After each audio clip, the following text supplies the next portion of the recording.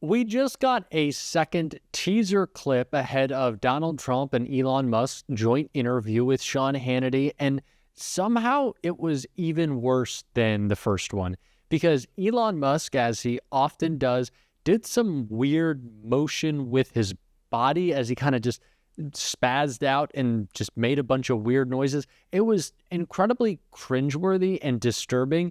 And you could see that on Donald Trump's face as he was just visibly uncomfortable with what Elon was doing in kind of this weird meltdown moment. And we're going to get into that all because it was very, very strange. But before we do, if I could quickly ask you to leave a like on this video. And if you haven't already and you enjoy our channel, to hit that subscribe button. It goes a long way and it really means the world to me. Now, before we get into this interview, which obviously closed the day pretty poorly for Elon and Trump, I want to hear a little bit from Jen Psaki about how this day started poorly for Donald Trump and Elon Musk with protests across the country of their collective presidency.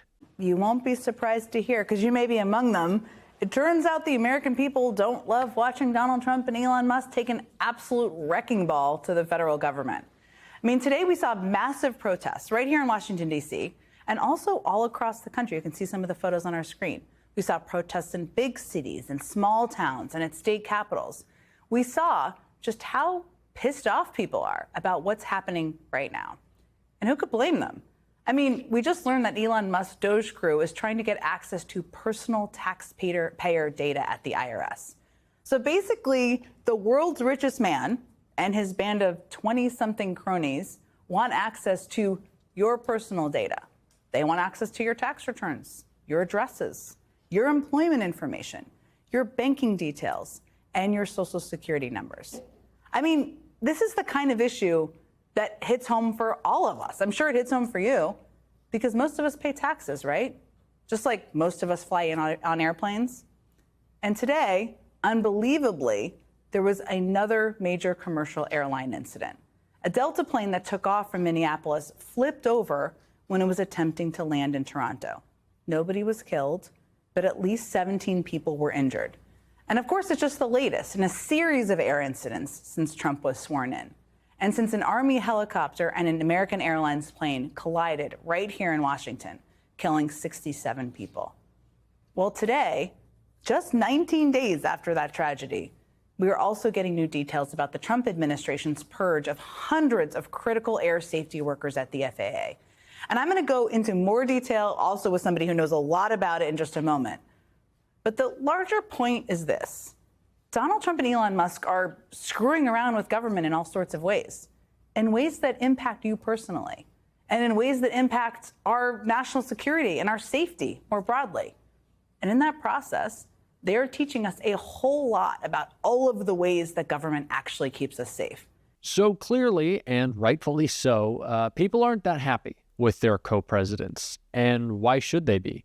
The price of eggs is up. Planes are falling out of the sky. Federal employees, even employees in the private sector, don't know if they'll have their jobs tomorrow because Donald Trump and Elon Musk have created so much chaos, not just in our government, but in our country at large. It's an absolute mess. Of course, people are protesting them. Of course, people are upset with them. And it's the reason why what Elon said in this interview and then the weird motion he made was so tone deaf in this moment, but we'll just have to check it out. And make sure you look at Donald Trump's facial expression when Elon kind of loses it. You're going to rescue astronauts.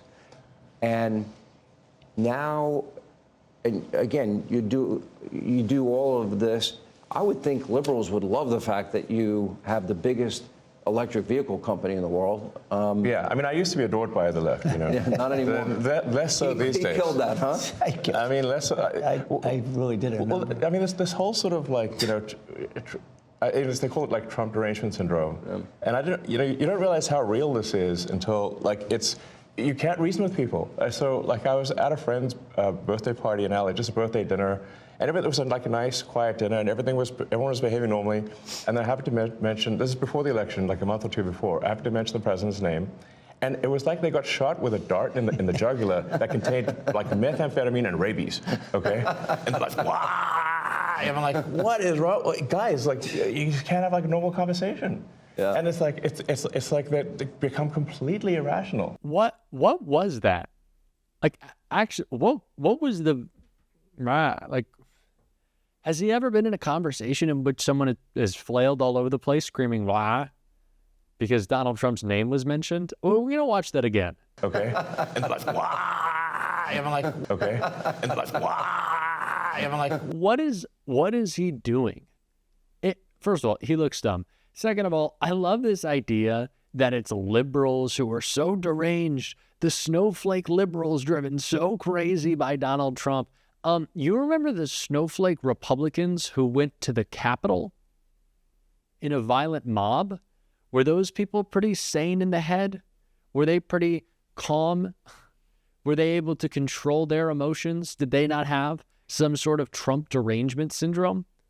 We just saw today Republicans melt down because Tom Hanks was in a bit making fun of MAGA on SNL, and they said he was like an evil satanic figure for poking fun at them. And people said that, oh, you can't say that MAGA is racist. There's never been an example of a Republican not wanting to shake someone's hand because they're black. Remember like a couple of weeks ago when it was the senator from Nebraska, I believe, her husband wouldn't shake Kamala Harris's hand?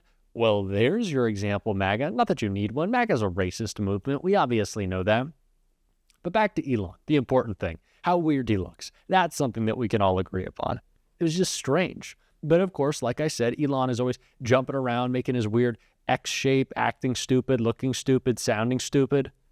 And someone who should have been vice president, someone who should be in the White House right now, pointed that out a couple of months ago. And so we need a little joy, a little hope. So take it away, Tim Walz. And that's not a joke. But look, I'm not going to waste all the time I'm in. I'm going to talk about his running mate. His running mate, Elon Musk.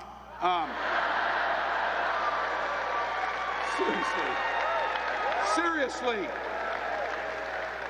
Where is Senator Vance after he got asked the simplest question in the world at the debate?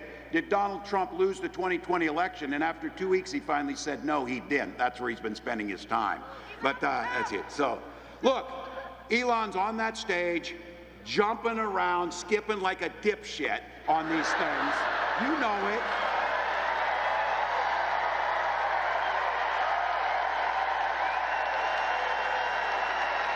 Think about it.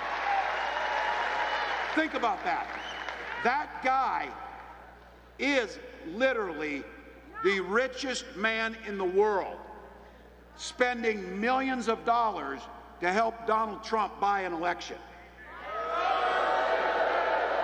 Now look, they're saying the quiet parts out loud now because Donald Trump has already promised that he would put Elon in charge of government regulations that oversee the businesses that Elon runs. That's a hell of a buy. He could spend billions to make more than 10 billion on the back end. So in other words, Donald Trump, in front of the eyes of the American public, is promising corruption. That's what he's promising you. And you know what? I don't believe he keeps many promises, but he'll keep that one. I'll guarantee you he'll keep that one. A more apt description of Elon Musk has never been given than that. He looks ridiculous. He sounds even stupider. He acts even worse, and the consequences of those actions are the scariest of them all. I wish it wasn't that way. I really do. But it is. Tim Walz was right. Kamala Harris was right. You were right. I was right. What a shock. But people didn't listen. And now, again, we are feeling the effects of Elon and Trump. I tweeted yesterday in disbelief. It still has not been a month yet. It's felt like a year. It was only a week or two ago where we were hearing from Tim Walz because of one of the scariest and still pending assaults on the most fundamental aspects of our government that Elon and Trump waged. And I want to have a little bit of a reminder of that because I don't think we're done calling it out. And to give us that reminder, once again, Governor Walz. You know what this is doing. And look, I come from a wealthy state that has the lowest childhood poverty rates, and we have a strong safety net. I guarantee you these Republican states would pay the price far more than us, and they're just silent on it. So we're going to need some courage. This is a long fight. This is ideologically everything you laid out. They want to destroy the federal government, this buyout of employees, because now they threaten them. It's here. The game is here. We knew it was coming. I don't know what people thought, that we were just speaking, that this wasn't going to happen. Donald Trump said, oh, I never heard of him. And now you got this guy Vote, that's at the heart of it. So, look, it's on. I'm glad you said that. Governors are out there. The resistance is strong. You felt it. Americans, lo and behold, like democracy and feeding their children. So they're going to fight for these things. But here's what there's a court order. Who believes Donald Trump's going to care what the courts say? Who believes he's not going to do this? We're still finding glitches in our things. We're trying to access these system again. They're not functioning correctly. And the ludicrousness, the insult to the American public to tell us that for the first time, it was just a coincidence that the Medicaid reimbursement site glitched at the same time they froze all these programs. We have to put an end to that. We have to just say, no, it's not enough. And I got to tell you, I'm sending it out to those Republican governors. We side by side. Governors we have to deliver. We have to make sure that the water runs, that things are happening, and they're getting hammered just as much as we are. I talked about this at the time, and I still feel it today, even though it's not always front of mind with a million ridiculous news stories all the time. But the fact that Tim Walz, who certainly didn't make his political career on, but one of the shining moments, and one of his really viral moments of his time as governor, which he still is, of course, was passing a bill to guarantee hot breakfast and lunch for every public school kid in the state of Minnesota.